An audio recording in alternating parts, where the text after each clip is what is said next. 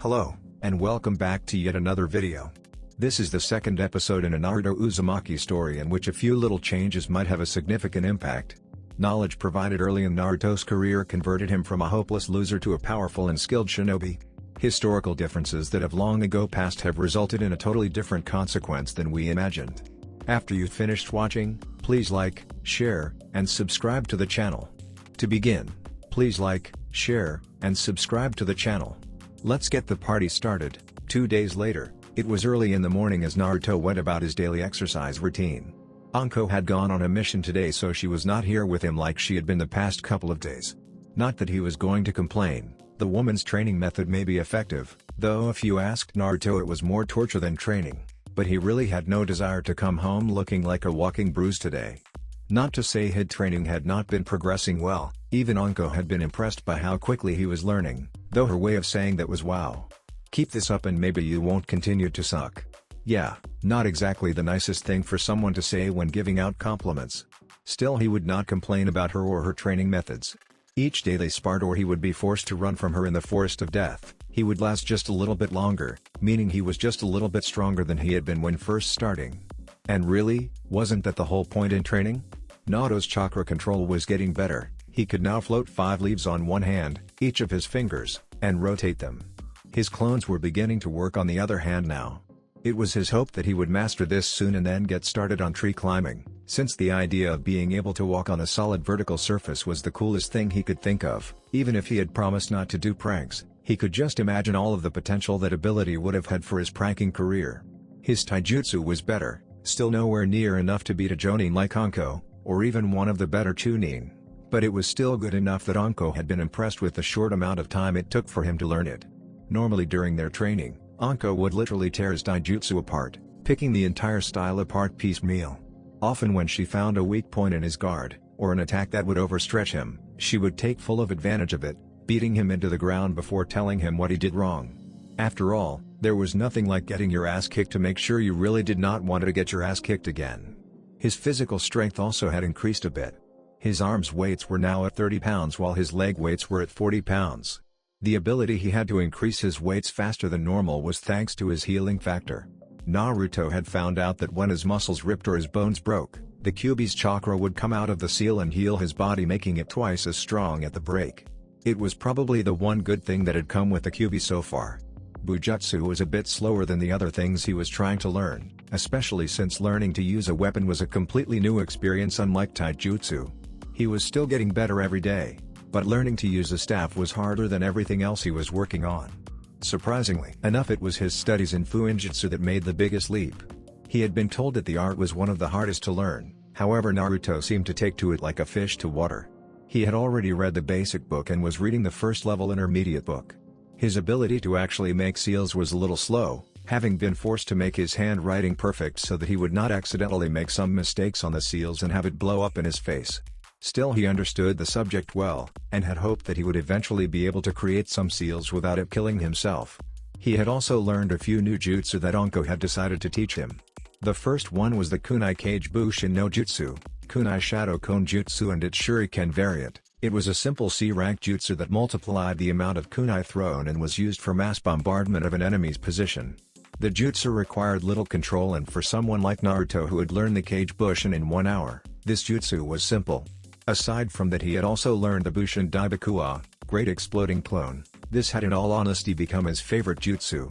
Basically it was a shadow clone that you simply overloaded with chakra to make it explode. The key to doing this was to send a large dose of chakra to the clone in one go, rather than gradually building chakra in it like when he created reinforced clones. Other than that, his aim with kunai and shuriken had gotten better. He could now hit a moving target with some degree of accuracy. He had also found a limit to his seemingly limitless energy, though that had come from spending several hours playing death tag with Anko in the Forest of Death. The last of Naruto's accomplishments was with his issue of money. Originally he had been tempted to go and see if Kaido would be willing to let him work there for money. However, he had decided against it since the man had already been so kind to him and he did not want him to lose customers for having the demon brat working for him. The solution had been for Naruto to create Kage Bushin and have them henge into regular people. They would go and find a job to earn money and he could continue his physical exercise. So far he only had 2 of them that found a job.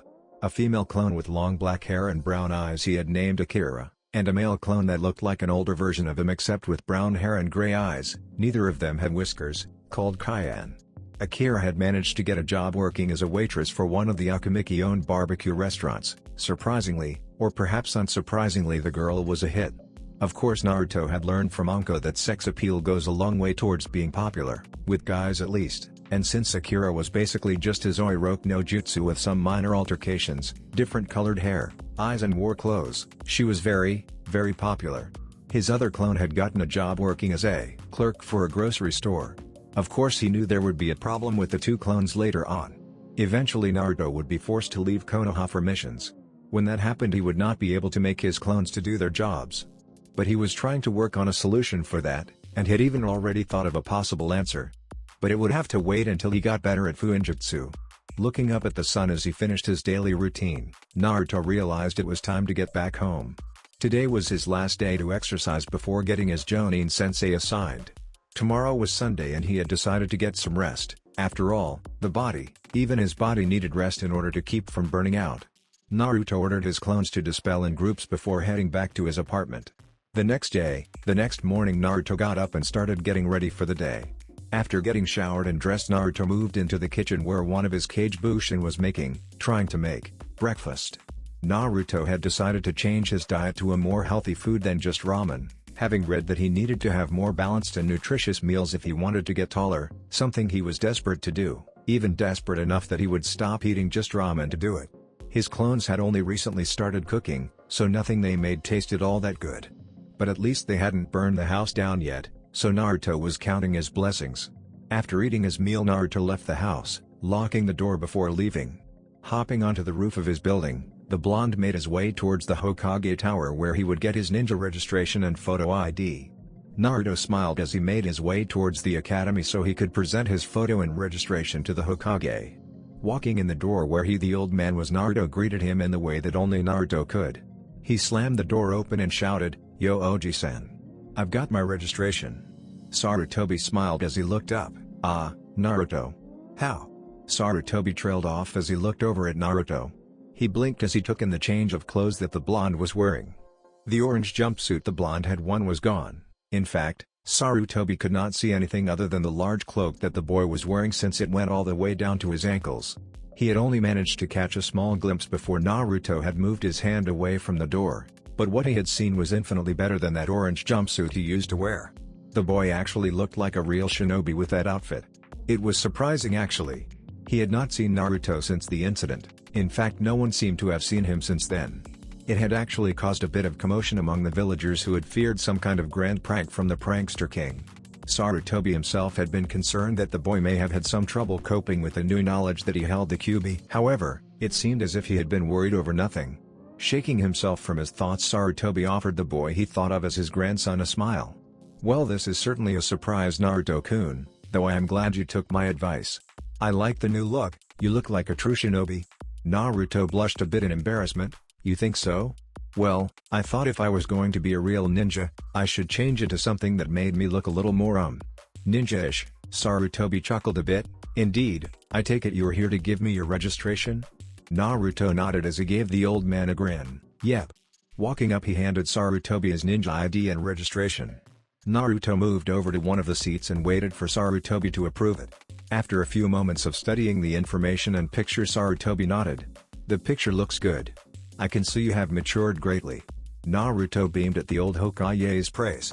"To be honest, I expected you to do something like paint your face, or some other childish act." "Hey!" Naruto shouted indignantly, standing up and pointing at Sarutobi. "I've grown up since then. I'm not some brat who would do something like that anymore. I'm an adult now." Sarutobi just gave the boy an amused expression. "Yes, that is true, you do seem to have grown exponentially this week. I was merely talking about what you would have done before." Naruto calmed down slightly at that and gained a sheepish expression. He probably would have done something like that before. "Well, I suppose you're right." Sarutobi smiled before remembering something. "I forgot to mention something important the night of the incident, Naruto." Sarutobi began, catching the blonde Genon's attention. "Due to the fact that you were able to root out a traitor to Konoha and keep the Forbidden Scroll safe, I have listed it as your first B-rank mission." Naruto's eyes widened in surprise at the new knowledge. So I want you to come to my office later today so you can receive your mission pay. Really? Naruto asked. At Sarutobi's nod he pumped his fist in the air. That's awesome. My first B-rank mission and I only just started as a Jonin. I'll be Hokage in no time with this kind of track record. Sarutobi just chuckled at the over-enthusiastic blonde. I am sure you will, Naruto. Speaking of Hokage, you might as well give me that hat right now, Oji-san. Seeing as how I beat you that night, Naruto said with a grin. Sarutobi blushed a bit, remembering just how he had been beaten. I am afraid that did not actually constitute as a fight, Naruto-kun, the old Hokage replied smartly. Therefore I can't actually give you my hat. Oh? Naruto asked with a devious smirk on his face. So if I were to beat you now, would you? Maybe you need a little reinforcement of just how badly you lost. Sarutobi paled as he saw the blonde putting up a familiar hand sign. Naruto, wait, don't Toiroku no Jutsu.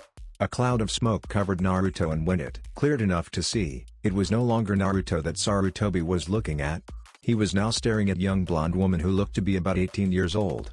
She had long blonde hair that was done up in two pigtails which traveled down to her butt. Her face was heart-shaped and lightly tanned, and she had a set of sky-blue eyes that held an alluring quality to them. She had a small nose, and on either side of her nose were three symmetrical whisker marks that seemed to add an exotic quality to her. Her lips were a light, moist pink that contrasted a bit with her skin and gave her a pouty and seductive expression. Her body was what one could only describe as perfection. Luscious-looking C-borderline D-cup breasts that, while not as large as his former student Tsunade, were amazingly round and perfect. A narrow waist with a flat-toned stomach led into flared hips with a perfectly round and firm butt. Going down even more were a set of mile-long legs that seemed to go on forever. She was also completely naked, with only small bits of smoke covering certain key areas. Yet that only seemed to add to her allure, leaving just enough to cover her with and make you want more. The Sundaime Hokage took all of 4 seconds to notice these key features about the woman. When he did, it only became a matter of time before he gave the inevitable perverted reaction. Boom. Like last time, the old Hokage was thrown back as a geyser of blood flew out of his nose. Ha ha ha ha. Looks like I got you good, Oji-san, Naruto shouted as he turned back into himself with a puff of smoke and held his stomach while trying not to fall on the floor. A few seconds later, Sarutobi managed to pull himself back up and sat himself in his chair, dabbing his nose with a tissue. That jutsu again. I must admit it's very clever, but very dangerous. I'm going to have to list it as a kinjutsu. Naruto blinked as he looked over at the old man. So you're going to make this a forbidden technique? Sarutobi nodded. It seems much too dangerous to be placed in the wrong hands. The grin that stretched across Naruto's face threatened to split it in half. That's awesome. Ha. I just graduated and I already made a kinjutsu. I'll be Hokage in no time if I keep this up. Who kicks ass? That's right, Naruto kicks ass. Sarutobi looked at Naruto with an expression somewhere between amusement and exasperation as the blonde did a victory dance. Naruto, he watched as the blonde completely ignored him and continued dancing. Naruto. His voice was a little louder, hoping it would catch the blonde's attention. When it didn't work, he shouted, Naruto. What is it, Oji-san? Naruto asked as he stopped his victory dance. You need to calm down, you're a shinobi, remember? Reminded Sarutobi. Naruto rubbed the back of his neck as a sheepish grin crossed his face. Right, sorry, Sarutobi sighed. I swear sometimes the old Hokage was interrupted as the door opened and a little kid rushed in with wooden shuriken in his hand. Now I've got you, old man. The child yelled, after I defeat you I'll become Hokage. Naruto blinked as he watched the kid run. He was wearing a head cap and a blue scarf that was several feet too long for him. If he keeps running like that he's going to trip. As if on cue, the young boy's feet got caught up in his scarf and he tripped, landing flat on his face. Oh ow ow. The boy yelped as he put his hands on his face and rolled back and forth along the floor. Oh boy, Sarutobi thought as he sighed, if it's not one thing, it's another. The old Hokage pulled his Hokage hat down over his face in embarrassment. Naruto merely stared at the kid, wondering how the hell he could actually be dumb enough to wear a scarf that was so large. At the same time, a man wearing dark plain clothes and sunglasses appeared in the doorway, panting a bit. Gah. Dang, did someone set up a trap to trip me? The kid shouted as he sat up, holding his head. Honorable grandson, are you alright? The man wearing the sunglasses asked. And pardon my observations, but there are no traps here, the surface is completely flat. The man said as he regained his composure. pushing his sunglasses up on his nose in what Naruto thought was a snooty gesture. Naruto just continued to look on at the scene, one eye twitching. "Kami, I don't think even I'm that clumsy."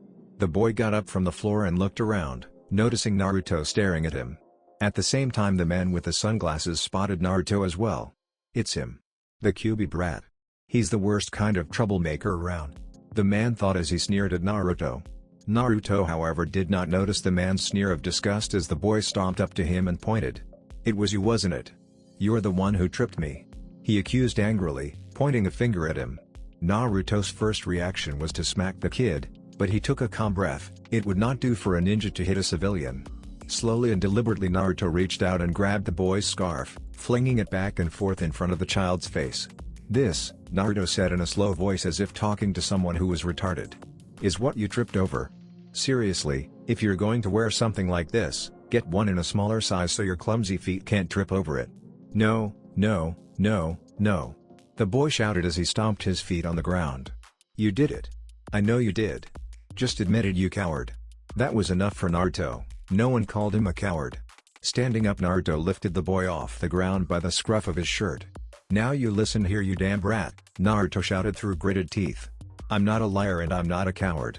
You should be more careful when you're speaking to a shinobi, or someone might just end up putting you in your place. Uzumaki, take your hands off of him this instant," the sunglasses man shouted. "He is the honorable grandson of our leader Son Daime Hokage-sama." Naruto paused as he turned to the man in the sunglasses, thinking about what he said before turning to the kid in his grip. "Huh, so this brat's related to the Hokage Oji-san?" Naruto thought since the sunglasses man did not have any reason to lie to him. "That's right," the boy thought with a smirk. "He's just like the rest, stopping from doing something as soon as he learns who I am." Feeling confident that nothing would happen to him now, the young boy took this opportunity to gloat.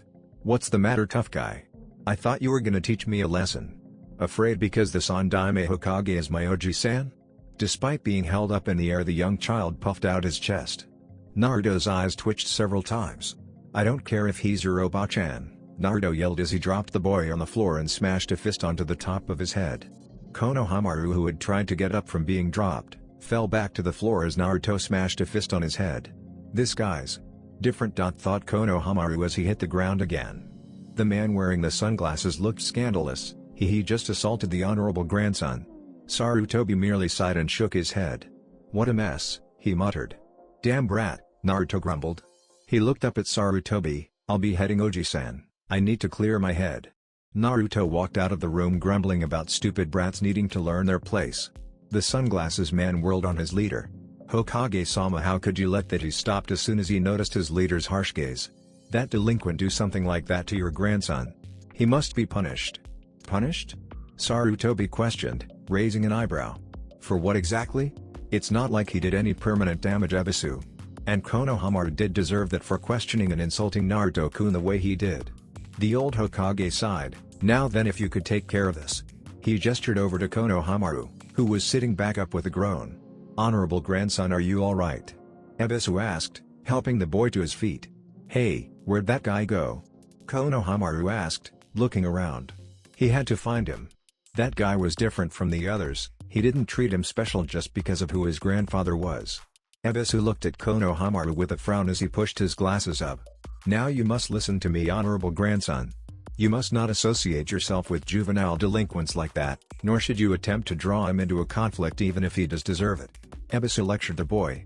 "He is far beneath you, so you must not stoop to his level. As your distinguished Jonin-sensei, I am never wrong about these things, which means I am always right." Ebisu smirked to himself as he turned to look at the village through the open balcony on the left side of the room. "I'm above the more mundane trainers, so you must heed my every word. Your goal is to become the next Hokage, and I can teach you the best way to go about it. Indeed, stick with me and you will gain the short cut to becoming Godime Hokage. You understand, don't you, honorable grandson?" Ebisu asked as he turned around, only to find himself talking to thin air. "Ah. Where did he go now?" Ebisu wailed. "I believe he followed Naruto, but I have no idea where they're headed." Sarutobi offered up in a calm and casual tone as he lit his pipe. "What?" Ebisu shouted in shock and consternation. "This is a disaster." Ebisu ran out of the room and down the hall. How did Konohamaru-kun turn out to be like that? The old Hokage had to wonder, sighing a bit as he took a puff of his pipe. He's quite determined. That was his 10th sneak attack today alone.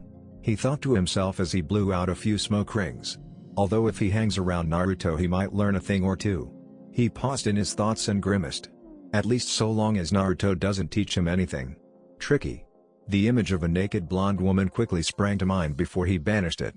Sighing, Sarutobi looked down at the paperwork he had gotten from Naruto and began to read it over. Naruto sighed to himself as he walked down the street, the confrontation with the little boy already placed in the back of his mind. As he wandered around the village, the blonde tried to figure out what he should do.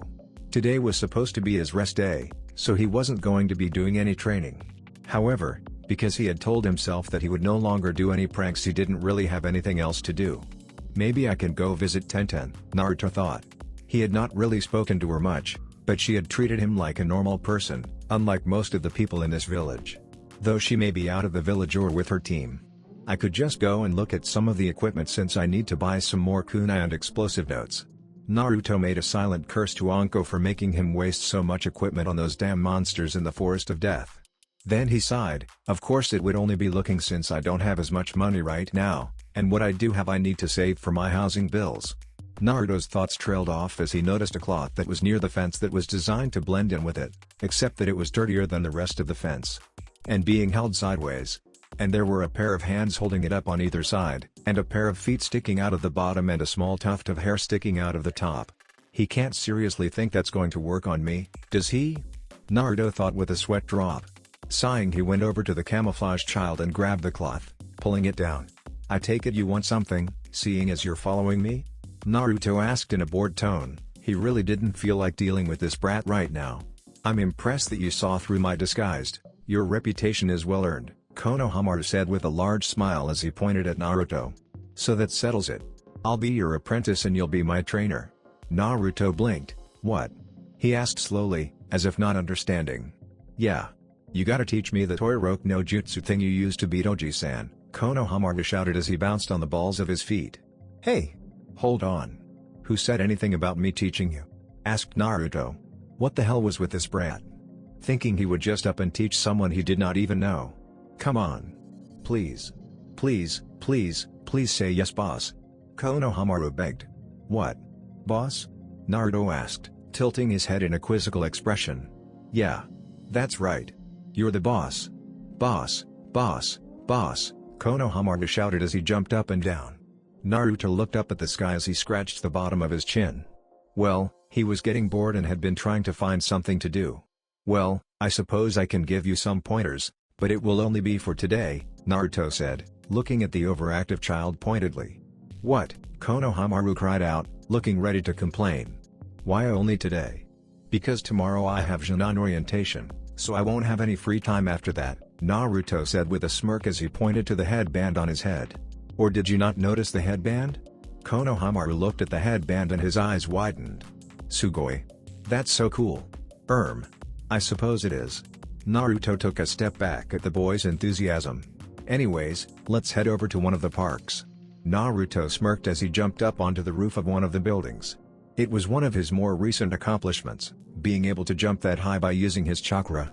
But it did a good job of making Konohamaru get all starry-eyed. I hope you can keep up, Naruto shouted and began to jump to another building. Konohamaru, who did not have the chakra control for that, had to travel on the ground. Naruto always made sure to stay in the boy's sight as he hopped across the rooftops, making sure that the boy had to make a concerted effort to follow him. He made sure to circle the parks at once or twice before heading over there. By the time they had reached the park, Konohamaru was stumbling and falling over as he panted for breath. He fell down onto the ground as he looked up at Naruto, who was sitting on a tree branch a few feet above him. What? What was that for? Konohamaru asked as he tried to regain his breath. Naruto frowned at how tired the boy was. Are you in the academy? He asked. Konohamaru looked indignant, or as indignant as an exhausted 8-year-old could look. He stood up only to fall back down. Of course I am. What are you doing sitting on the ground like that? Interrupted Naruto. Stand up. Konohamaru glared at him. I'm tired from you making me run all over the place. Naruto shrugged. That wouldn't even constitute for my morning runs. If something as mildly strenuous as that made you tired, then you're obviously not training your body enough. Man, this is weird. The blonde thought. I wonder if this is what Iruka-sensei felt like when he gave me a lecture? He had to admit that, while it felt odd, it was also satisfying to actually be able to teach someone else. Maybe there really was a point to all of those boring lectures Iruka-sensei gave. Anyways, Naruto shook his head of thoughts on Iruka. Since you're so exhausted, it's obvious that your chakra reserves are too small to do anything more than the basic jutsu. So I think we'll start with Hey, Konohamaru shouted with an angry expression on his face. I am not small. Naruto face-palmed as he listened to the little kid. Please Kami, tell me this is not how I sounded to Iruka-sensei and Oji-san. If it is, I swear I'll never be such a brat again. I said your chakra. Chakra. Naruto pronounced the word chakra extra slowly. I made no comment on your height. I am merely saying that your chakra reserves are a tad on the small side. This means you'll have to work on getting your reserves up to snuff. I'll write down a few exercises I found in a book and give them to you to practice on your own. Naruto paused for a moment. Though if your reserves are smaller, then you should have better control. Tell me, how good is your chakra control? He asked. Well, I don't really know much about that. Konohamaru admitted. Four Eyes Sensei hasn't gone beyond what the academy has already taught me. Naruto sighed and rubbed a hand over his face. Which means you have had absolutely no practice in chakra control. He paused. Come to think of it, he hadn't been taught chakra control exercises either. Though, he had assumed it had been one of the days he had been sent out of class, or skipped. He frowned to himself before shaking his head. Have you at least been working on the Henge no Jutsu? Please tell me you have? Konohamaru puffed up his cheeks indignantly. Of course I have. Alright, no need to get defensive. Naruto held up his hands in a defensive gesture as he jumped off the tree branch. So show me what you can do. I need to see how far along you are, before we can start doing anything. What should I transform into? Asked Konohamaru, scratching the back of his head. Naruto shrugged. Anyone, it doesn't matter so long as I can see where you're at. After that I'll show you some material I have to create your own version of the Oiroku no Jutsu. The thing about the Oiroku no Jutsu is it requires an innate understanding of the female body. Or at least it does now. Naruto thought with a snort and a light blush. He had read 1 or 2 books on anatomy, and one of them was on female anatomy as well as a book on the reproduction system. Plus all that time he had spent with Anko this past week had pretty much guaranteed that he would know what certain female parts looked like. Naruto shook his head to clear. Alright, let's see what you can do. You got it boss, Konohamaru shouted as he did the hand seal for the jutsu. Henge no Jutsu. Ebisu scowled as he looked out across the village from the roof he was standing on. He had been searching the village for the better part of an hour and it was getting on his nerves. Where is that filthy delinquent? What could he be doing to the honorable grandson? It could only be something truly evil. Ebisu thought viciously as he clenched his hands into fists as he scanned the streets. I am an elite jonin. As one in a long line of senseis that have shaped and guided potential candidates to the illustrious position of Hokage, I cannot allow such a disaster to occur on my watch. I'll crush any insect that clings to my student. Even if it is a Jinchuriki. Without a second thought he began hopping across the roofs, searching for any sign of the blonde brat or his wayward student. Naruto sighed as he dropped some change into a vending machine to get himself some soda. If only vending machines ended up taking over for shops, then I wouldn't go broke because of stupid prejudices. He shook his head of the thought, knowing that thinking something so negative would do him no good. Turning around he looked at his temporary student. The boy had done remarkably well for his first time, though Naruto could see signs of exhaustion setting in. Though, Naruto attributed his success to the fact that he had less chakra, therefore more control to use jutsu, making learning something like this easier. Walking over to Konohamaru he sat down, popping his soda can and taking a long gulp. So, tell me, what was going on with you and Oji-san? It didn't seem like this was a singular event. Oji-san named me Konohamaru, after the name of the village. He said it would bring me luck, Konohamaru murmured. Naruto nodded to himself as he listened. You'd think that it would be easy to remember.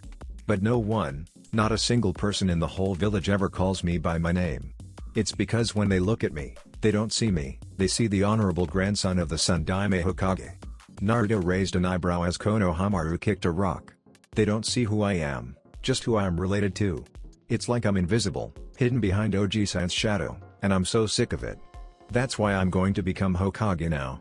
So people will know who I really am. This kid has the reverse problem of me. Naruto thought incredulously. He's still basically ignored, but it's more of ignoring who he is, rather than his existence. The kid reminded him a lot of himself, how he used to be before the Mizuki incident. Not that something like this would make Naruto give the kid any sympathy. If anything, Konohamaru needed an ass-kicking. Naruto snorted. You think it's that easy? Konohamaru looked up at Naruto. If you could become Hokage so easily, then everyone would try to be Hokage. The Hokage is not just the strongest ninja in the whole village, but he's also the smartest and the one who's dedicated his life to serving the village as its protector. You have to think of each villager as if they were a member of your family and be willing to put your life on the line to keep them safe. That is what being Hokage is about. And it will take hard work, dedication, blood, sweat and tears to get there. Not just anyone can be Hokage. Naruto suddenly grinned. Besides, if you're going to be Hokage, you're going to have to defeat me first. Naruto stopped as he watched Konohamaru, who was gaping at him, waiting for the boy to say something, when he heard a rustling of leaves. I've found you. A voice came from above them. Naruto and Konohamaru turned to see Ebisu standing on a tree branch. That filthy Uzumaki. The Kyuubi no Kitsune. Ebisu glared down at Naruto, who could not hold in a flinch at those icy eyes. Those eyes.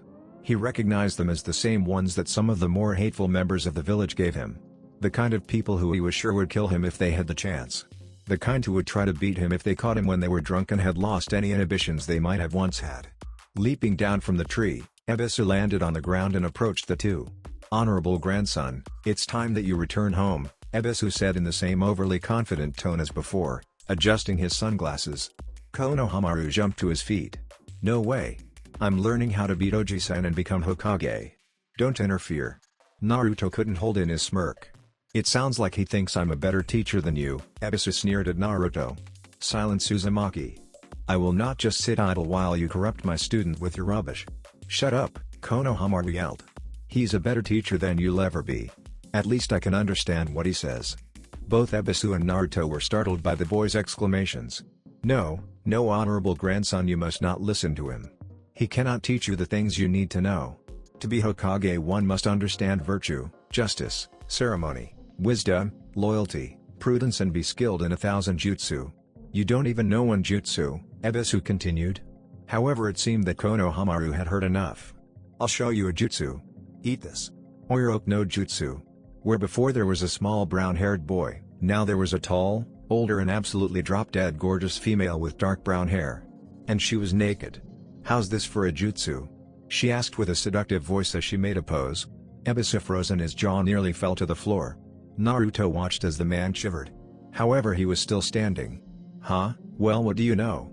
Naruto thought to himself. He hides it well.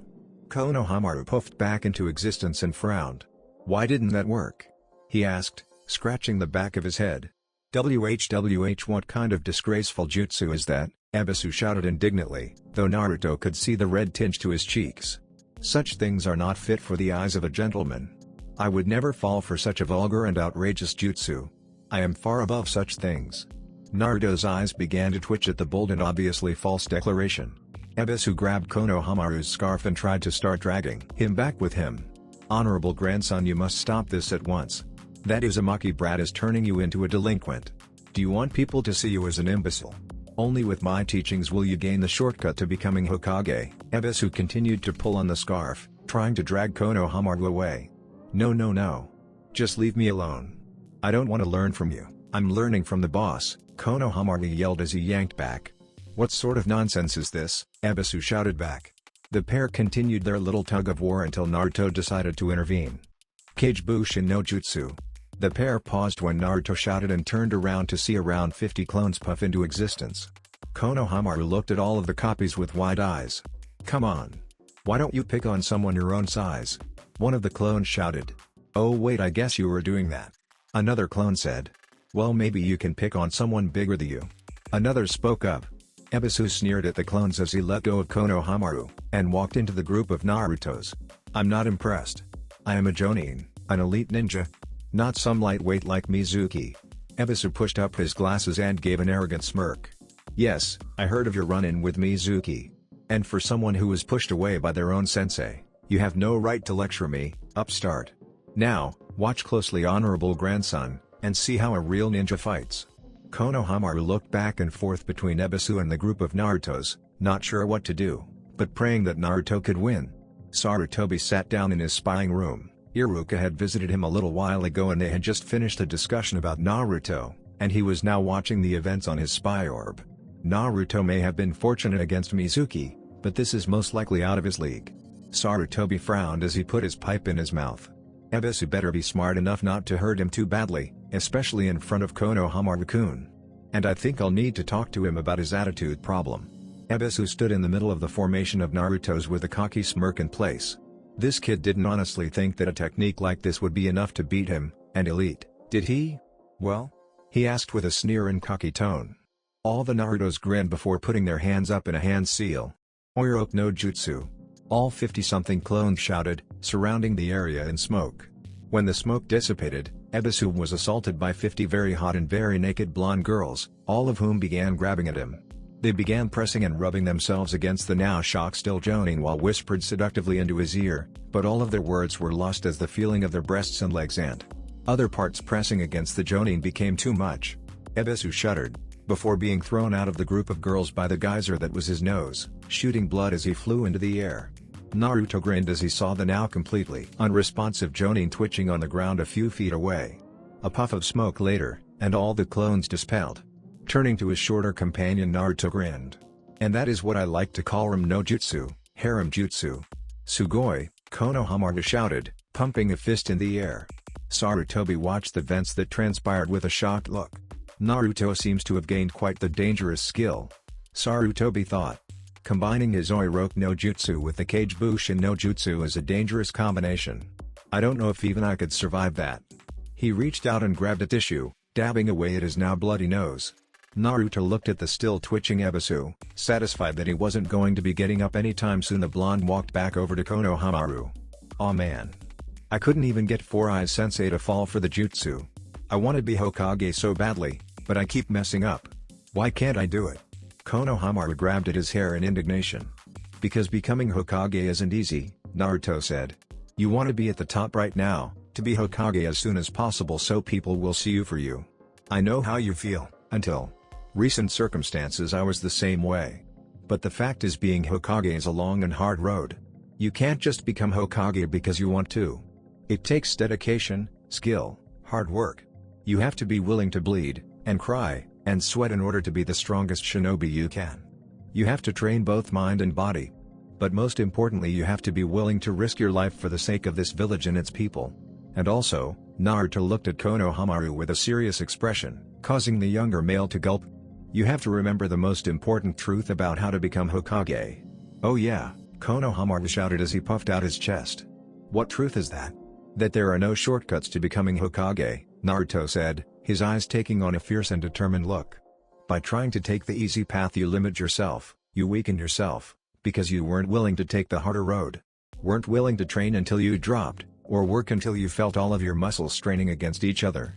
No ninja in this village would respect a Hokage who took the easy way out of everything. Sometimes Hokages have to make hard choices and deal with the consequences of those choices. It takes a kind of commitment that very few people have, and those who don't have it need to get out of the way for those who do.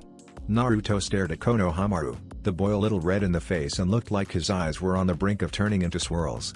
He was trying to come to terms with all of the information he had just received and felt completely overwhelmed. However, one of the things Naruto had said rang through his mind. Besides, if you're going to be Hokage, you're going to have to defeat me first. Konohamaru turned away from Naruto and stuck his nose up. Who do you think you are? Lecturing me like that? Naruto smirked a bit at Konohamaru's reaction. That's it.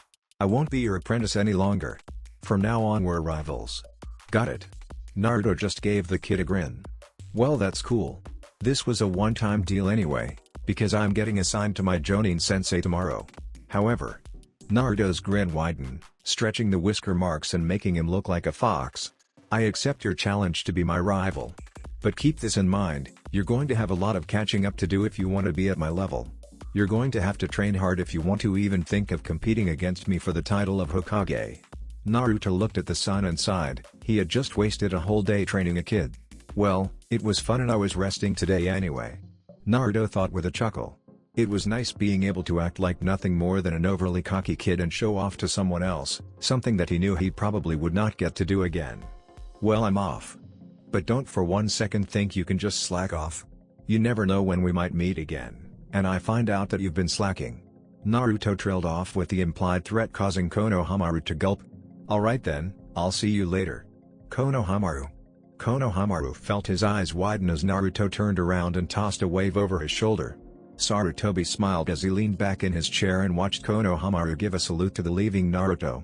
"Thank you, Naruto-kun, for helping Konohamaru-kun true path of a ninja."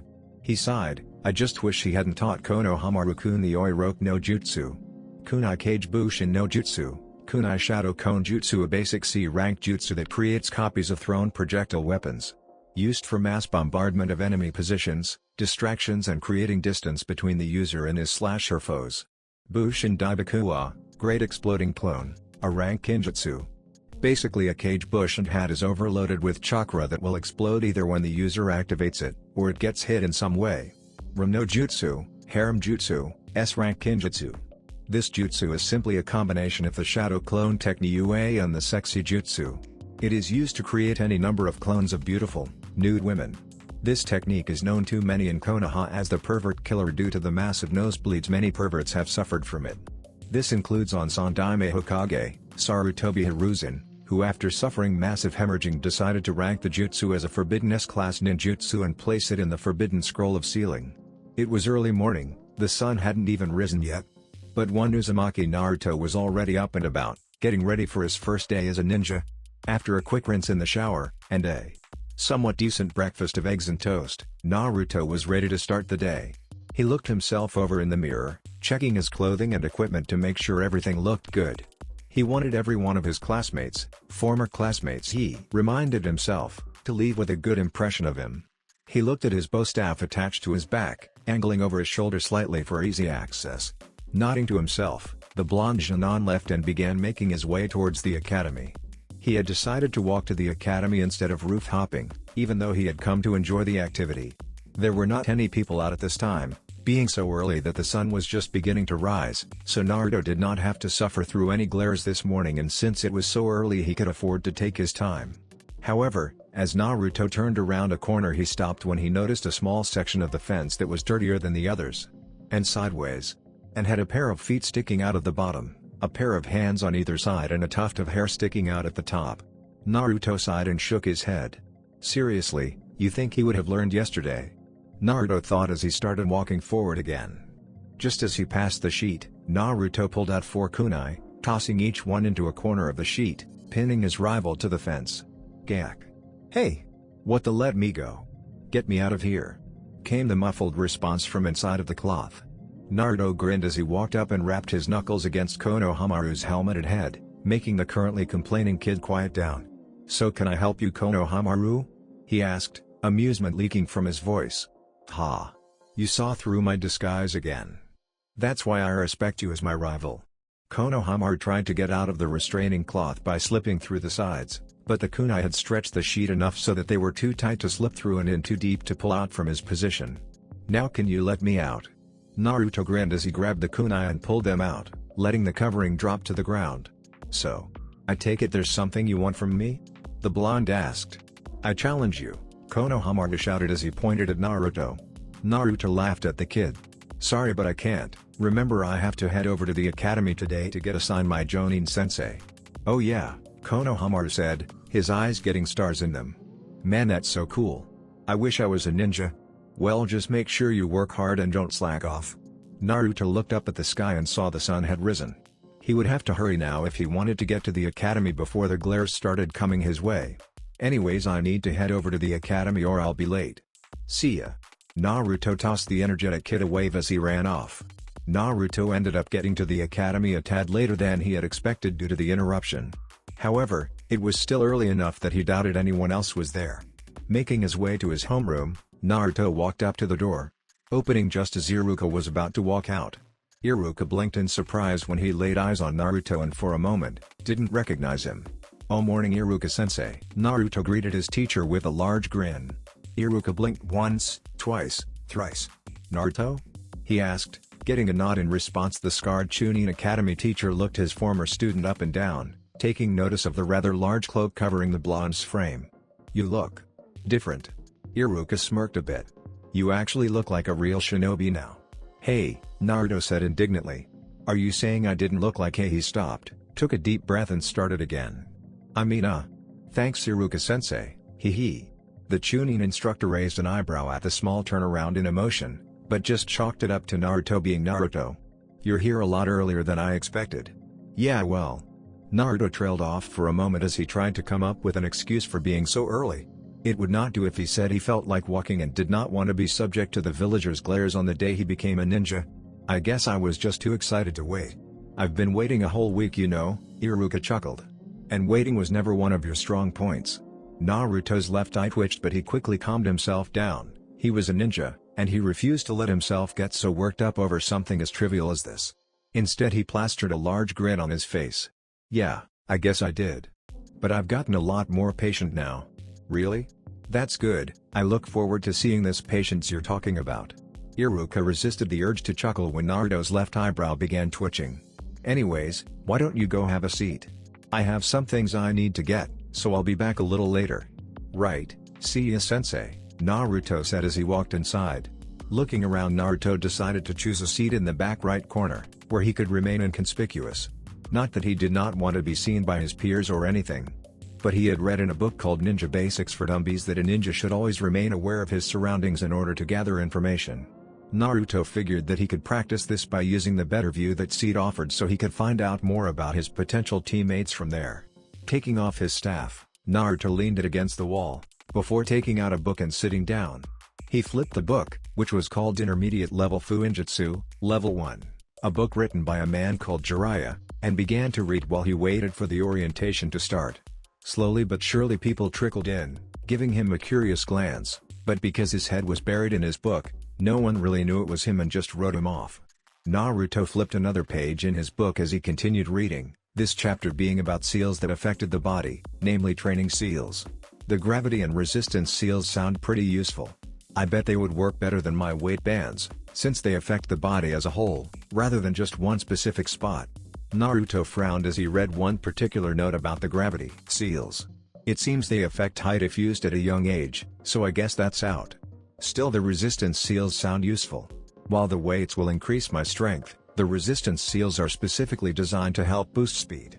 He sighed however when he noticed that there was no example of a resistance or gravity seals, and that this chapter was only talking about what seals can do to affect the body. Naruto continued reading as more and more students came into the class, ignoring most of the conversation around him as he read.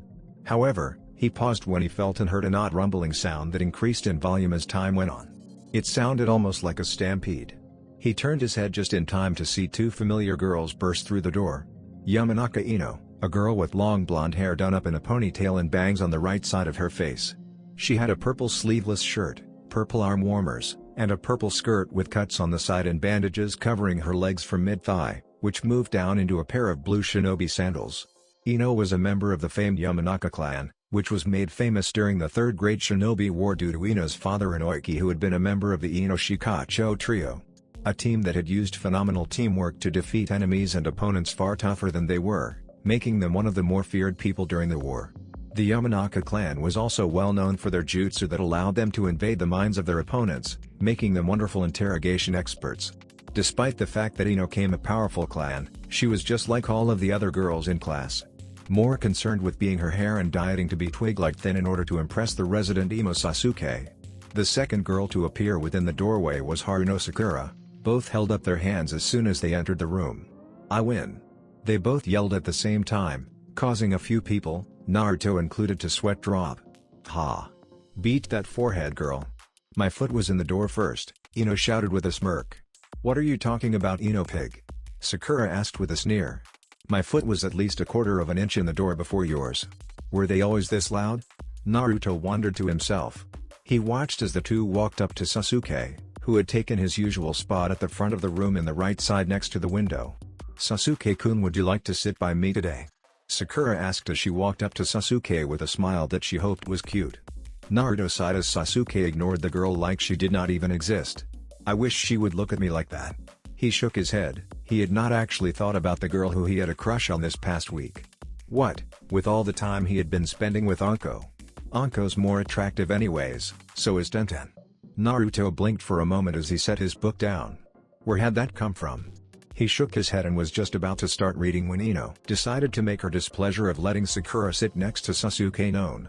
"You can't sit next to Sasuke-kun, because I'm going to sit next to Sasuke-kun," Ino screamed, before turning to said raven-haired boy. "Right, Sasuke-kun?" Once again the Uchiha ignored her. "Ha! Sasuke-kun doesn't want to sit next to you, Ino pig," Sakura yelled.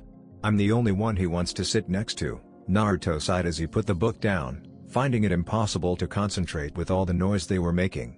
He had never really paid much attention to it before, but for whatever reason the amount of noise they were generating was starting to bother him. Of course he had also never tried to read before, so maybe it was just that they were distracting him from his book. Standing up, the blonde made his way over to the two bickering girls. "Excuse me," he said, getting their attention, as well as that of the rest of the class who, after noticing his whisker marks, stared at him in shock. "But you do both realize that there are two available seats next to him?" Naruto pointed at the seat on Sasuke's right, away from the aisle. "So neither of you has to actually fight for a seat?" Naruto looked at everyone as they stared at him, surprise and recognition in their eyes. He would have smirked but held the urge in. It would not be cool if he gave them the impression that he enjoyed seeing the surprise on their faces. "Naruto?" Sakura asked as she noticed his whisker marks. It quickly changed to a sneer of disgust as she decided to berate him. "What are you doing here? In case you didn't notice, this is only for people who graduate ed, not for failures like you." As the class laughed at Sakura's words, Naruto frowned. He had expected this, to be honest, but had kind of been hoping that with his new look it would change her opinion of him. "Guess not." He sighed lightly, before deciding that he didn't want to put up with her abusive words right now, especially since for whatever reason they hurt more.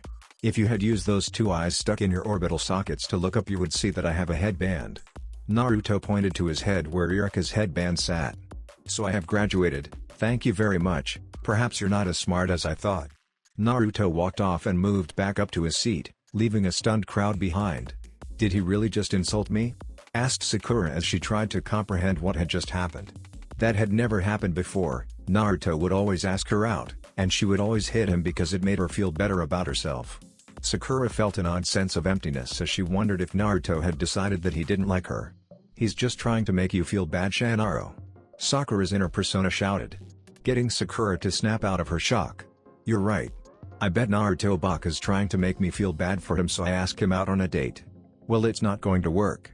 Sakura sat on Sasuke's right as her and Ino once again began to fight over said Uchiha. As the rest of the class got back to what they were doing, one girl kept her eyes on Naruto.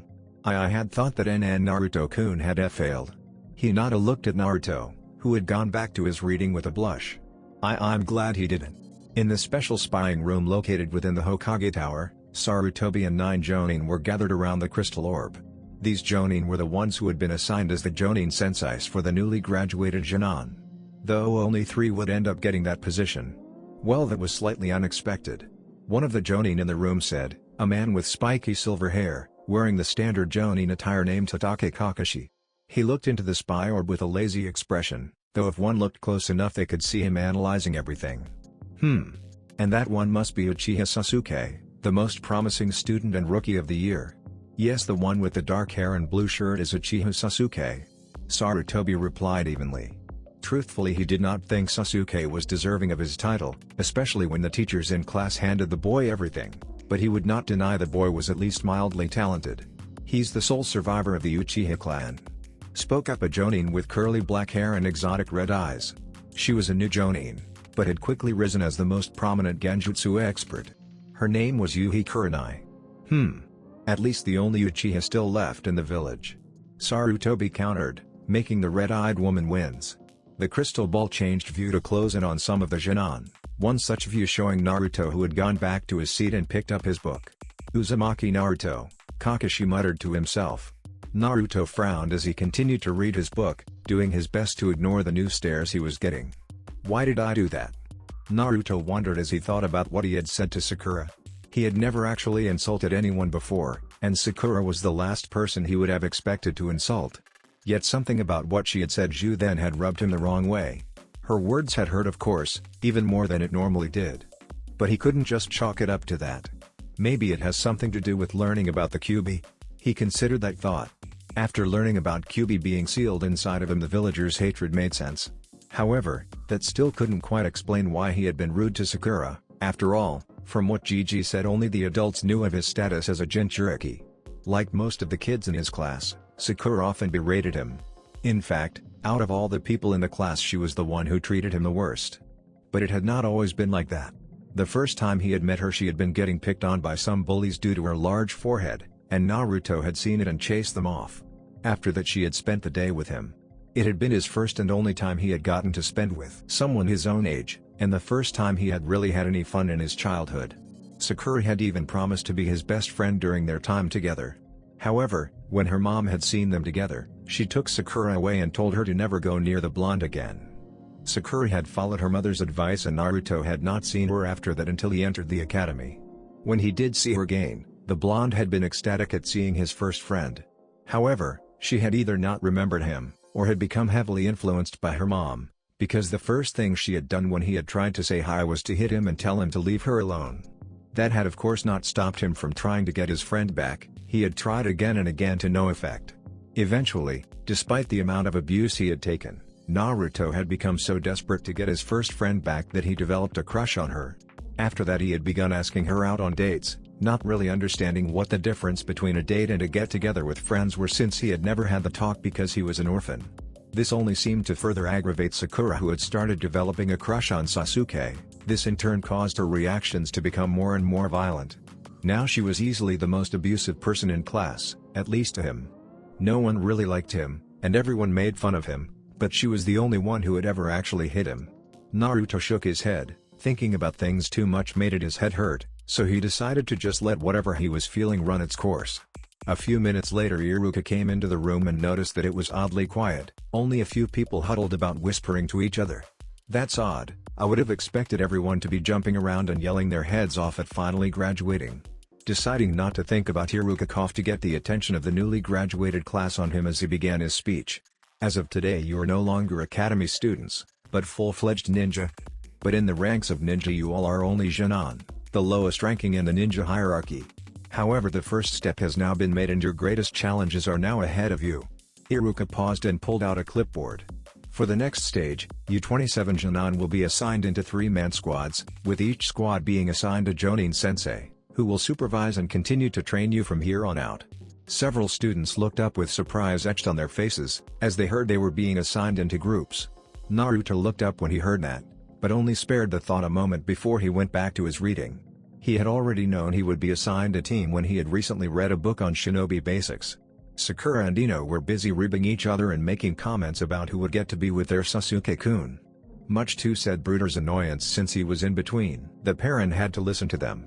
Sasuke narrowed his eyes as he heard Iruka's words and tried to ignore the two useless fangirls bickering.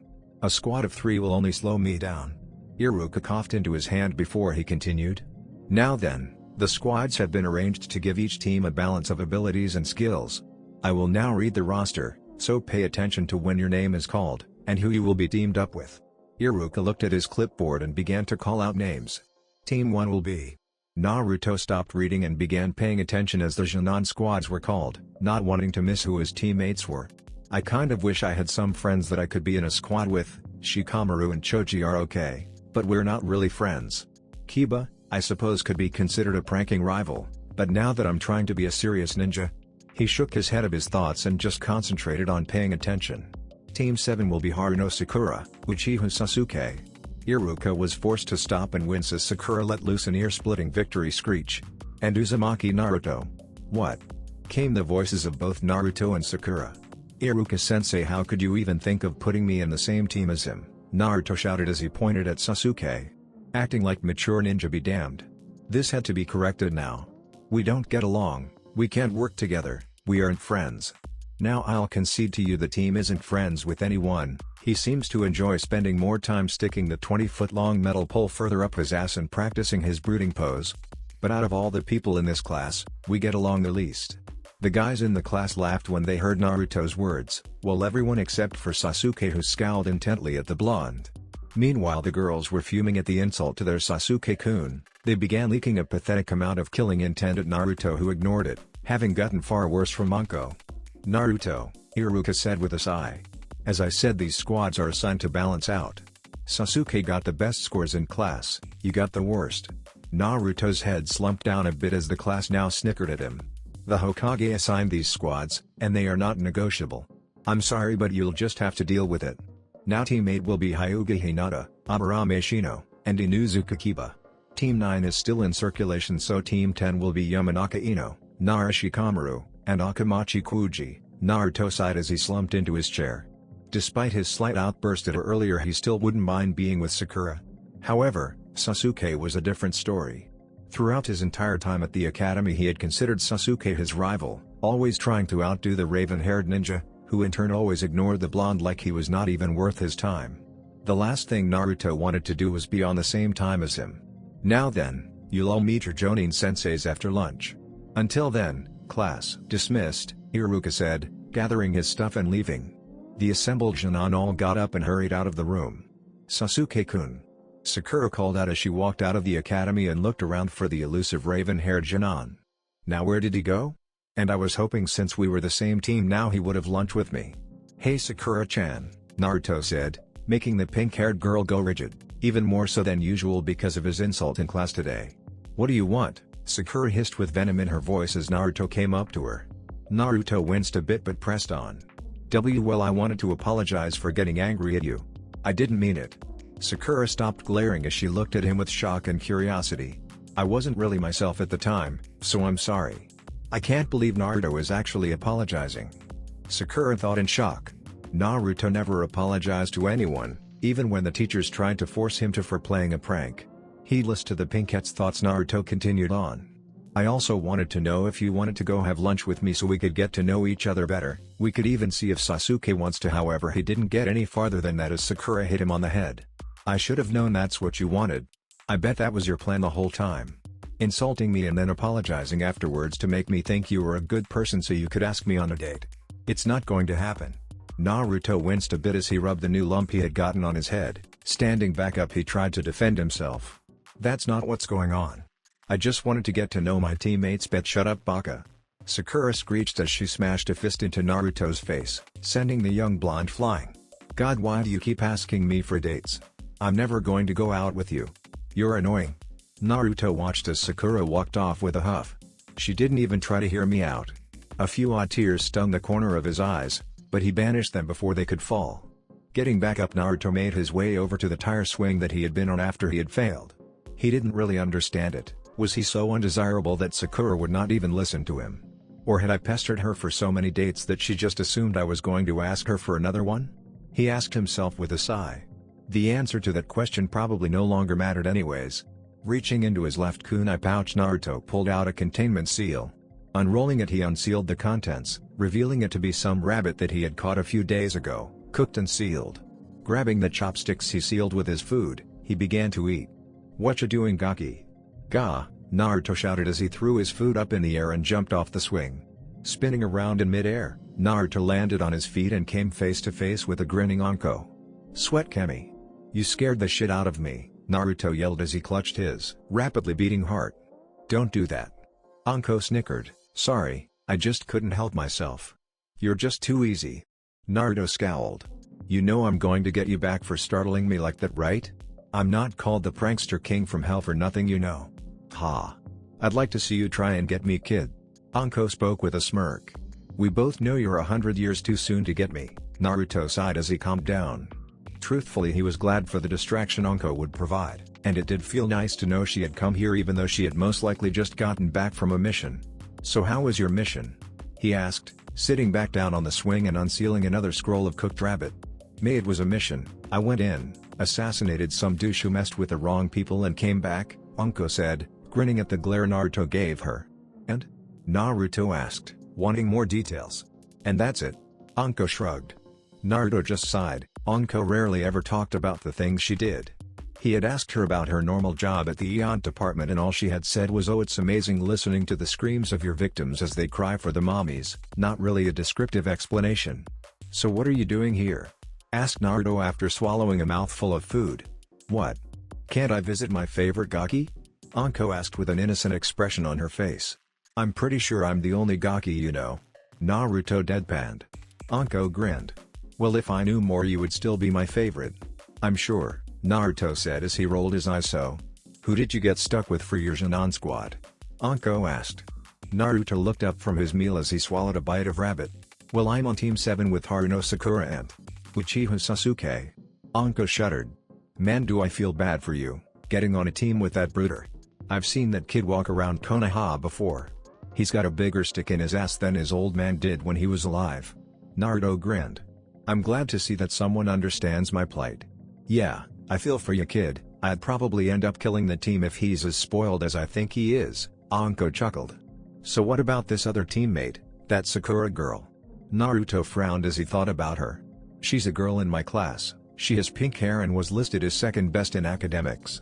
To be honest, she didn't do well in the physical portion and has small reserves, but from what I've read she would be the genjutsu and medical ninja support, so I suppose that wouldn't matter. Anko noticed the boy's frown and slight monotone voice. Aw, come on. There's more to it than that, right? Well, Naruto sighed. I kinda have a crush on her. Ooh, so the little Gaki is growing up? Anko asked with a grin. I've had a crush on her since I was 8, Anko, Naruto said in a deadpan voice before sighing. However, she never seems to like me, no matter what I do. She's too stuck up on the Uchiha team. Naruto scowled a bit at the thought. I had really thought that my new looks would change her opinion of me. Anko looked at the kid's growing depressed expression. You can't change people's opinion of you within a day, Gaki, Anko said with a blunt tone. If it were that easy then everyone would love you by now. I was able to get you to like me, wasn't I? Naruto said with a smirk. Anko blinked a bit, before blushing. She would not admit it to anyone, but she had grown fond of the blonde soon-to-be ninja in a short amount of time. That's different, I'm not like the rest of those stupid villagers. Naruto saw Anko's hand go to her neck and frowned at the almost instinctive move. I guess that's true, Naruto said, shaking his head as he smiled at her. That's right. I'm not to be lumped in with those bakas, Anko said, pumping her fists in the air. Now don't worry about that girl anymore. If she doesn't like you, just say screw her and move on. There are plenty of other fish in the sea, or however that saying goes. I wonder why they say fish anyways. Yeah. I suppose I should, Naruto said, turning to a trash can as he threw away his empty plate and chopsticks. Besides, I am a shinobi now. Romance should probably wait until after I get more powerful and accomplish my goal of becoming a powerful ninja. That's the spirit. Forget all about that pink-haired chick, Anko said as she came up behind him. She grinned as she felt Naruto shiver when she wrapped her arms around him and pulled the blonde against her feminine assets. Besides, I'm way better than some premature little girl. WWH, what are you doing? Naruto stuttered, his voice cracking as he squeaked. Not that he was actually surprised by her actions, mind you. She had started doing this a while ago after an incident where he had surprised her during sparring, only to trip and land smack dab in between her bosom. Rather than kill him, she had grinned and asked if he liked it. Of course, Naruto being Naruto had not been able to speak and stuttered out incoherent gibberish, which of course caused Anko to get amused. Since then she had taken to either sneaking up on him and doing this, or grabbing him and setting her in his lap when they were eating dengo, claiming she could not get comfortable without her fox plushie. What's wrong? Don't you like this? Anko whispered in his ear, an unseen grin on her face. Really, this kid was too easy. She had always enjoyed using her feminine wiles to toy with men and then put them down. With Naruto it was even more fun since he obviously had no clue what to do in this kind of situation. That's the problem, Naruto thought, because he did like it. The way her chest pressed and rubbed against his back made him feel things he had never felt before, even when he was thinking about Sakura. It was also due to the oddly warm feeling he got. He had never been hugged before by a member of the opposite sex, or even having women get close to him, with the exception of Sakura, who got close enough to hit him. So having someone who was actually willing to be this close and physical with him was, well, it felt nice to say the least. That is to say. Naruto tried to get out something, but like the last time she had done this, all that came out was gibberish. Ha ha ha ha. Anko started laughing as she let Naruto go. Gaki, you are far too easy to fluster. You better hope some enemy kunoichi from another village doesn't try to seduce you or you'd be in deep shit. Naruto scowled as he watched Anko clutching her stomach and trying to get her breath back. However, he could not give her any retort, finding it impossible to come up with anything suitable to say due to his scattered brain. Anko's laughing calmed down to an occasional snicker. So who's your Jonin sensei? She asked at last. Naruto fought down his blush and re-established a mental link with his mind as Anko brought about an abrupt change of topic. However, he shrugged. Her ability to randomly switch subjects easily enough, he had gotten used to it over the past week. I think his name was Kakashi. Hokage Kakashi? Anko asked before snorting. I suppose I shouldn't be surprised, he had always had a soft spot for that spoiled Uchiha brat, given his own past relations with that clan. So you know about my sensei? Naruto tilted his head in curiosity. Know about him? Anko scoffed.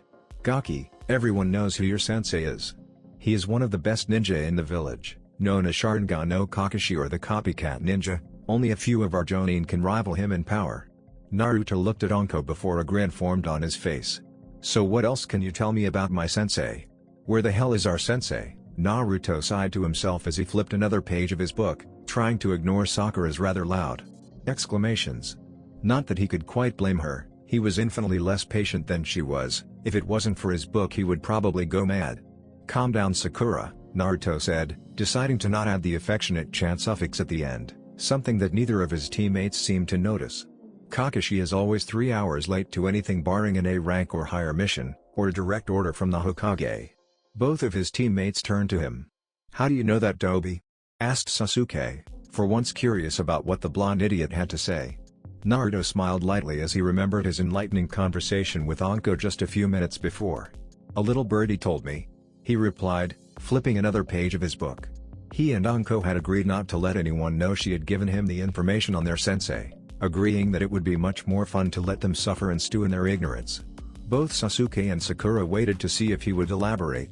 When Naruto didn't, Sasuke scoffed and turned away, while Sakura went back to what she had been doing, switching between pacing and staring dreamily at Sasuke. Several minutes later, exactly 3 hours after all the other Jonin had left, a man with silver hair entered the room and looked at them. Team 7? He asked in a bored tone. Naruto almost snickered as he saw the man's Lizzie half-dropped eye and slumped posture. It seemed that Anko's assessment of the man was right on the dot. That's right, who's asking Cyclops? Kakashi ignored the blonde's statement as he continued studying the group. How should I put this, my first impression of this group? He paused for a moment to build up suspense. You're all boring and I think I hate you. Sakura face faulted, while Sasuke's left eyebrow gained a twitch. Naruto just looked at the man and snickered. Meet me on the roof. Kakashi disappeared in a puff of smoke. Was that a Sunshin? Naruto asked himself, having seen Anko perform a technique similar, except it used leaves instead of smoke. I'll have to see if she can teach me that later. Naruto, Sasuke and Sakura walked up the stairs and onto the roof, seeing their Jonin sensei sitting on the rail. The three sat on the steps below him with Sakura in the middle, Sasuke on the left and Naruto on the right. Alright, since we're all here, why don't you all introduce yourselves? Kakashi suggested in a voice that said he really did not care who they were. Introduce ourselves? Sakura asked in a quizzical tone. What are we supposed to say? Naruto blinked as he looked over at Sakura. Did she really just ask that? He shook his head and for a moment, he tried to recall why he liked her in the first place. Oh, you know the usual. Likes, dislikes, hobbies, dreams for the future. Stuff like that, Kakashi said in a dismissive tone. Well, since we already know a little bit about each other and nothing about you, how about you go first? Suggested Naruto. Kakashi looked over at the blonde before shrugging. Sure, I don't see why not. Let's see, my name is Hokage Kakashi, my likes. I don't feel like telling you that. Dislikes are none of your business. Dreams for the future. Well, I have lots of hobbies. Dear Kami-sama, Anko really was on the book with this guy. Naruto thought before grinning as an interesting idea took hold. This would be fun. Your name is Hokage Kakashi, your likes are reading your porn, called Icha Icha Paradise. Dislikes are anything or anyone that tries to take you away from your porn. Hobbies are reading your porn in broad daylight in public places. And your dreams for the future are to star in one of the Icha Icha books and an Icha Icha movie if one ever comes out, Naruto said with a smirk as he watched the other three. Sasuke looked over at him before going back to brooding. However, he seemed to have developed a nasty eye twitch. Sakura was looking red as she stared between Naruto and her sensei, though, whether from anger at him, their sensei, or embarrassment because of the information just given, Naruto didn't know. And Kakashi was looking at him with narrowed eyes. How do you know all of that? Kakashi asked in a serious tone. Naruto just smiled. A little birdie told me. Everyone stared at him with a mixture of confusion and incredulity. None of that stuff is common knowledge. Kakashi thought to himself before blinking. Well, some of that stuff is common knowledge. He corrected, after all, he did often walk down public access ways reading his precious Icha. However, some of that other stuff is only be known by a handful of people. That means Naruto knows one of my associates and somehow convinced them to part with that information. But who? And how did he convince them? The Jonin shook his head, and decided he would figure this out later. Well, since you were kind enough to talk about me, why don't you go first, Goldilocks? Naruto raised an eyebrow at the man as if to say, is that the best you can do? Well, alright then. My name is Uzumaki Naruto. I like ramen, training, and a little birdie. Naruto smiled as he saw Kakashi's visible eye twitch. He was really going to have to thank Kanko for telling him about this guy. I dislike arrogant fools who can't tell the difference between a kunai and the scroll it's sealed into. Naruto scowled. The other two Jonin just looked at him oddly, but Kakashi's brow furrowed. I had been told that he knew of his tenant. It seems he's taken a disliking of people who can't see past their hatred. Kakashi resisted a sigh. I hope this doesn't become a problem. As well as the 3 minutes it takes to cook ramen. My hobbies include training and... well, that's it for now, I guess. Naruto rubbed the back of his head sheepishly. And my dream is... He thought about it for a moment. He still wanted to become Hokage, but there was also something else he wanted even more. It was the original reason he had wanted to become Hokage. I have 2 dreams for the future. The first is to earn recognition and respect from the people of this village by becoming the most powerful shinobi in the world. The second is to become the greatest Hokage the world has ever known. While his 2 teammates scoffed at him, Kakashi analyzed the boy in surprise. Interesting. He doesn't seem anything like what the reports say he is. I was expecting him to be loud and obnoxious, screaming at the top of his lungs about wanting to be Hokage. Hell, I was expecting some kind of prank when I came here. The boy was definitely becoming something of a surprise, which was not quite what Kakashi wanted, having learned to dislike surprises. Either the academy teachers had a biased opinion of him and put it in their report, quite possible given that most people have an irrational hatred of him. Or the incident with Mizuki affected him more than we thought. Kakashi put his thoughts on the back burner for now as he pointed to Sakura. Alright you, Pinky, you're next. Sakura scowled at being called Pinky but answered anyways. My name Haruno Sakura. What I mean the person I like is. She looked over at Sasuke and blushed. My hobbies are. She looked over at Sasuke, blushed and giggled. And my dream for the future. She looked over at Sasuke, blushed, squealed and got a slight nosebleed. Kakashi and Naruto both sweat dropped. Sasuke was too busy brooding to sweat drop. This is great, I've got a perverted fangirl. Kakashi sighed to himself. Is there anything you don't like? He asked. Naruto baka. Sakura screeched. Naruto winced at the volume of her voice before sighing as he realized that kind of answer was to be expected. What else is new? He mumbled under his breath. Alright then. Kakashi picked out his ear with his pinky finger. You, the broody one, you're next. Sasuke scowled but otherwise did not rise to his sensei's remarks. My name is Uchiha Sasuke. I don't particularly like anything, and I dislike too many things to name. What I have is not a dream, because I will make it a reality. I'm going to restore my clan. And kill a certain someone. As Sasuke finished his speech, the people around him had varying reaction. Oh man, Sasuke-kun is so cool. Sakura squealed in delight. Cha. He's so hot. Inner Sakura let her opinion be known. So he wants to kill someone, Naruto thought to himself. I wonder if it has something to do with the person who killed his clan? It's just as I thought. Kakashi sighed, he had figured that this was how Sasuke would be. I can only hope he'll eventually turn away from this path. Good, he said out loud, keeping his Lizzie expression and not letting a hint of his thoughts betray him. You've all got your own opinions and you're all unique. He nodded to himself. Now tomorrow we will have our first mission as a team. What kind of mission? Asked Naruto, eager to finally prove he could be a great ninja. Are we going to be fighting some missing ninja? Or maybe we'll have to protect a princess? Come on sensei, don't leave us hanging. Calm down Naruto. Kakashi spoke in a lazy voice. When the blonde finally stilled he spoke again. Our task will involve just the 4 of us. A survival exercise. Kakashi looked over at the different reactions, most of it was surprise. However, Naruto had narrowed his eyes as he looked at Kakashi with a thoughtful frown. Now that surprised Kakashi. A survival exercise? Sakura questioned. But we already took those back in the academy. This isn't going to be some simple exercise. This is nothing like your training at the academy. Kakashi stated with a smirk, not that his soon-to-be students could see it. Or not, it all depends on if they pass the test. Naruto's frown deepened, there was something going on here. Then what kind of training is it? Kakashi began to chuckle, causing the three students to give him odd looks ranging from confusion to consternation. "Hey, that was a normal question, sensei, what's so funny?" asked Sakura. "Well, if I told you, you'd chicken out," Kakashi said, laughing some more. Naruto glared at the man fiercely. "Just try us." "Oh, don't worry Naruto, I will," Kakashi laughed, before shifting his personality to be more serious.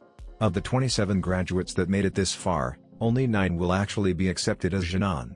The other 18 will be weeded out and sent back to the academy. In other words, this is a make it or break it pass-fail test, with the chances of passing being at least 66%. Sakura's eyes widened in shock as she began to worry about what her sensei was saying, wondering whether or not she would be able to pass and still remain with her Sasuke-kun. Uchiha on the other hand looked irate at having to do another test, especially with 2 other people who would only slow him down. Naruto however was in thought, I've never heard of this test before. Maybe I can ask Honko to shed some light on this new development. But we already graduated, Sakura shouted. That's not fair. Then what was that test we took at the academy all about? Oh that? Kakashi shrugged dismissively. That was simply to weed out the hopeless cases. The ones that pass that test are the ones who have the potential to become Genin. I'm the one who gets to decide whether you 3 pass or fail. Be at Training Ground 7 at 5 AM. Bring all your gear and weapons. Kakashi paused for a moment before giving them the clincher. And I would suggest not eating breakfast tomorrow morning. Why is that? Asked Sakura. Because you'll just throw it up. Kakashi disappeared in a puff of smoke, leaving a pale Sakura, a brooding Sasuke, and a contemplative Naruto. Another test. And if I fail I'm going to be separated from Sasuke-kun. Sakura thought to herself. This is a test of love. Another test won't make any difference for me. It'll be easy. Sasuke thought as he looked over at his 2 teammates. So long as these 2 don't get in my way. Another test, this one to see if we can actually become Genin. Naruto frowned in thought. He said not to eat, but I read that breakfast is the most important meal of the day, especially if we want to have enough energy to fight. He also said to be there at 5 o'clock. Is all of that a trick? Part of the test? Perhaps he'll expect us to come late because he was tardy today and then he'll come on time tomorrow. Naruto shook his head, he was starting to think too much and it was giving him a headache again. The eating part is easy enough to ignore. But I'll have to talk to Anko about whether or not she thinks Kakashi would be late. I'm out of here. Sasuke muttered as he stood up. Oh. Sasuke-kun, maybe we can spend some time together, to make a plan to pass Kakashi's test, Sakura said in a hopeful voice. Sasuke turned around and stared at her for a full minute. I don't need a plan to pass this test. All you'll do is hold me back. I don't need worthless teammates like you and the Dobi to get in my way. Sasuke walked off leaving a dejected Sakura. Naruto grit his teeth a bit. Who the hell does he think he is? Always belittling people.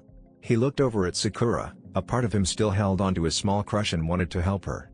But another part, the part that had been slowly coming out since the Mizuki incident, wanted her stew in her own misery for a change. In the end he sighed, giving her a small pat on the shoulder as he walked past her. I'm sure he didn't mean what he said. He told her. Naruto? Sakura asked in surprise. But Naruto didn't pay any attention as he jumped off the roof and made his way towards his special training ground. Naruto continued tree hopping as he looked around the forest of death. He stopped at the next tree branch and sighed. I wonder where she is? He asked himself. He had been looking for over an hour and had yet to find a trace of her.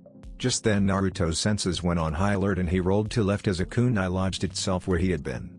Naruto pulled out a kunai as he came to his feet and looked around. Several more kunai came out of the trees to his left, and Naruto used his kunai to block them, before tossing his kunai into the tree. The kunai came back a few seconds later, but Naruto was already running towards that spot. He pulled out several shuriken and tossed them at the figure hidden in the brush. Going through a few hand seals he called out a jutsu. Shuriken Kage Bushin no Jutsu. 5 shuriken became 25 shuriken, and they all impaled the figure below. Naruto landed on the branch and narrowed his eyes as he saw a pile of mud. He jumped into the air when several snakes shot out of the tree bark. Rebounding off the surface of the tree he pushed chakra into his legs to land on the next branch up. He spun around as he heard a whooshing sound and blocked a kunai that came his way. He looked at the person attached to the kunai and smiled. Do you have to greet me this way every time I come here? He asked. Anko smirked. Of course I do. I've got to make sure to keep you on your toes, otherwise you'll just die out in the field as some nameless loser. Aw, I knew you cared for me, Naruto said with a grin. Don't look too into Gaki. Anko replied with a similar look. I'm just protecting my reputation. After all, what would people think if you died and they found out I trained you? Who knows, Naruto said with a shrug. Though, they would probably think you did it on purpose and praise you for finally killing the demon. Now there's an idea, Anko said, pushing him back a bit. Maybe. Naruto grinned. However, I'm not that easy to kill. Oh? Anko raised an eyebrow. I'm pretty sure I could kill you right now if I wanted to. You'd think that, wouldn't you? Naruto asked with a smirk, mouthing a word that made Anko's eyes widen. Boom. Boom. A loud explosion destroyed the top of the trunk the two were on. Naruto came out from hiding behind a bush on the ground level. Did I get her? He wondered out loud. His question was answered when a pair of snakes wrapped around his torso and held them. Not quite. A voice sounded in his ear. The snakes turned him around to see Anko grinning at him. Not bad, Gaki, but you should never let your guard down after a move like that. Always assume your opponent escaped, and plan your next move. Ugh. Naruto grunted as Anko's snake squeezed him hard enough that he felt his ribs creak. At least she did not make her snakes bite him like the last time he had made a mistake when they sparred. I'll try to remember that. Good boy, Anko said as she put him down. So how was your meeting with Kakashi? Not bad, Naruto said, rubbing his now sore ribs. He smirked. You were right about him. You should have seen the look on everyone's face, especially his face, when I mentioned his porn addiction. Anko gave a sadistic grin. I know, it's a little depressing that I can't rub it into his face without him finding out that I was the one who told you all of this. Still, we might be able to have more fun with him this way. Naruto commented, thinking of all the fun he could have messing with his sensei's head using the knowledge Anko gave him. We're taking a test tomorrow, Naruto said, changing the topic. Ah yes, the Junon graduation. Anko nodded. Did he say anything about it? Only to meet at training ground 7 at 5 AM and to not eat breakfast. Naruto replied. Anko chuckled. Wow, it's no wonder so many people fail his test if he gives instructions like those. What are you gonna do about it? Naruto frowned and thought. Well, I'm definitely not going to skip breakfast. If the test is as hard as he says it is, and he's as good as you told me, I'm going to need all the energy I could get. Anko nodded her head, pleased to see the blonde was getting smarter. Ever since she saw the books his Cage Bunshine were reading, Anko had taken to testing the knowledge and ability to analyze information properly during their spars. If he got one of the questions she asked wrong, or if he was unable to analyze her body language and look underneath some of the statements she made, he would get punished. This normally just consisted of her kicking his ass even worse than she would have otherwise. Anko went under the motto that the best way to learn anything was to inflict enough pain on someone that they would never forget. It seemed to work well because Naruto would always remember what she told him or what his clones read, for fear that she would stomp a mud hole in him if he failed to meet her expectations. As for the time, to be honest, I'm not sure. If he's as intelligent as you said, this may just be part of the test. We'll show up late, thinking that's what he's gonna do, then he shows up early and berates us for being late. Anko scoffed. Trust me on this, Kakashi may be smart enough to pull that off, but he lacks the motivation to try that hard. She looked at him and shook her head. Never figured you for such a heavy thinker, she teased. Hey! I think, Naruto shouted at her, his glare only causing her to laugh. That's it. Naruto lunged at Anko while she just smirked. The rest of the day Naruto spent it trying to beat Anko, with no luck whatsoever as she proceeded to beat the crap out of him. That's it for this video. I hope you all enjoyed the video. Don't forget to like the video, subscribe to the channel, and follow me on my other social media accounts. Anime God here, and I'm signing off.